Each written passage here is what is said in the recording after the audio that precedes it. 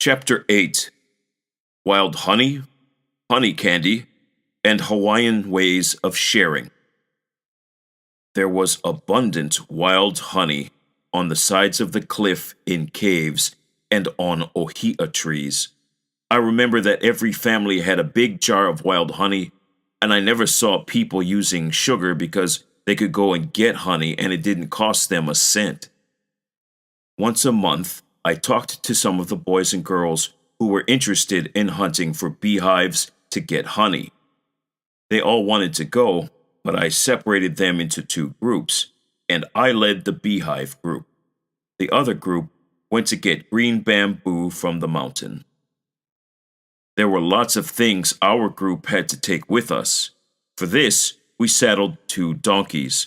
On each donkey, we loaded 2 5-gallon cans, 1 hand pole 5 feet long with a gunny sack wrapped around and tacked at one end, 2 mosquito net clothes 2 feet square, 1 hatchet, 1 handsaw, and 1 bucket.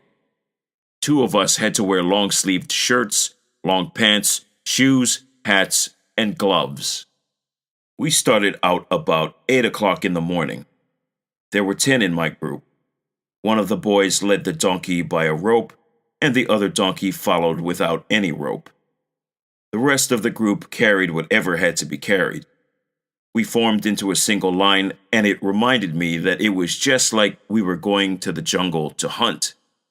One of the boys carried his ukulele, strumming it, and we were all singing. We were walking at the side of the cliff toward the mountain from Kalapana, all searching for the beehives. The hives at the bottom of the cliff were easy to reach. When the opening was wide, you could see the honeycomb hanging on the upper ledges. When we were about 50 yards away, the bees seemed to be wild, and a few flew directly toward us, but we made no move. I told all of the boys, except my helper, to move back another 20 yards. Then the 2 of us were ready with our long-sleeved shirts tied at both wrists, and the bottom of our pants tied at the ankles. One of the boys set fire to the gunny sack on the pole. While burning, he smothered the bag on the ground until only white smoke appeared. I held the smoking pole in one hand and a knife in the other. My helper picked up the bucket and a knife. We then began to advance to the hives. The rest stayed where they were. As we neared the hives, the bees began to fly toward both of us. I poked the smoking sack into the hive that was full of bees. In a short time, the bees either flew away or fell to the ground on account of the smoke. I handed the pole to my helper and used my knife to cut the comb to see if it was full of honey. It was, and I got the bucket and cut off the honeycomb. My helper kept busy with the smoke. We repeated the same process at the hives until we filled the 4 cans in the bucket. The bees still followed, but we smoked them out. When we were free from the bees, we came back to the boys who were waiting for us, and we all then walked back toward Kalapana. We stopped and rested and took off all the gear from our faces, untied both ankles and wrists, took the gloves off, and rolled our shirt sleeves up to the elbow. We all ate some honey. Not too much, but just to satisfy our taste. We knew that if we ate too much, we would have stomach trouble and diarrhea. We were home by noon. The boys had lunch at my place, then rested, and then began the process of straining the honey from the honeycomb. We put a pan at the bottom with a wooden horse across the pan. A board 2 by 4 by 10 feet secured at one end to a tree. The center part that pressed the honey from the comb rested on the horse.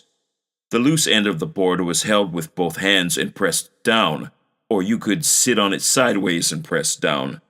The dry comb was set aside and boiled later for household uses. The honey in the pans was strained with a mosquito cloth and cooked. When it was cooked, it turned dark red, almost like molasses.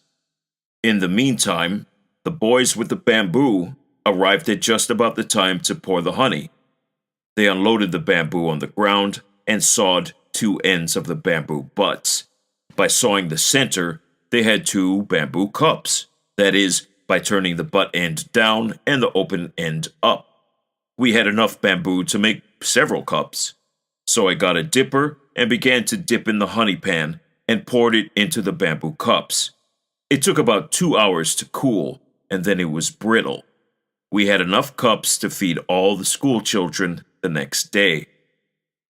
In order to eat the honey candy, they used a pocket knife and ran the knife around the bamboo to mark off how far down they wanted the bamboo to break. When they began to cut from the top, the bamboo would just break off, leaving the brittle candy to be sucked or licked, whichever was their choice. That is all there was to it. The hardest part was getting the honey, cooking it, and pouring it in the bamboo. The easiest and best part was eating it. We then went to the pond to wash and swim, and then returned to our homes. When I got home, I told my mother what happened during the day, and that I was glad no one got stung. The reason why my mother let me go and get honey was because we were trained by my uncle. My helper was an experienced honey getter too, as he learned from his father. Only the trained ones could go near the hives. The next morning, we called for help to take the honey cups to school. The teacher called the class, and each child came to pick up 1 cup. We had a few cups left and gave them to the teacher. We sucked the long candy all day. The teacher thanked all of us who helped to make and share the honey candy. There were 3 sections, or gangs as you would call it, who came to school. From the Queen Bath, 2 miles from Kalapana, called the Kapa'ahu Youngsters. From the Black Sands, 1 mile from Kalapana, the Kaimu Youngsters. And the rest were the Kalapana Youngsters, which included me. I was their spokesman. During the mango season, after school, the children would pick the best mangoes and bring them to school the next day. We all compared the sizes and looks by acclamation. The majority won. If we won, we got all the mangoes that were being exhibited. We then shared with everyone who did not have any mangoes. This is one way we always enjoyed sharing with others, as it was a good feeling. This sharing was the same with the families in the community. Many times, they came to my mother and said they wanted to buy, but had no money. Of course, my father would not allow this if he had been there. My mother would wrap and give things when my father was out. Once in a while, I would hear my father grumble to my mother because she was too soft. She just kept quiet, and my father would forget it.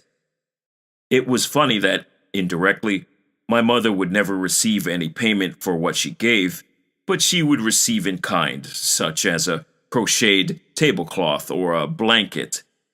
I know my father suspected such a deal was going on.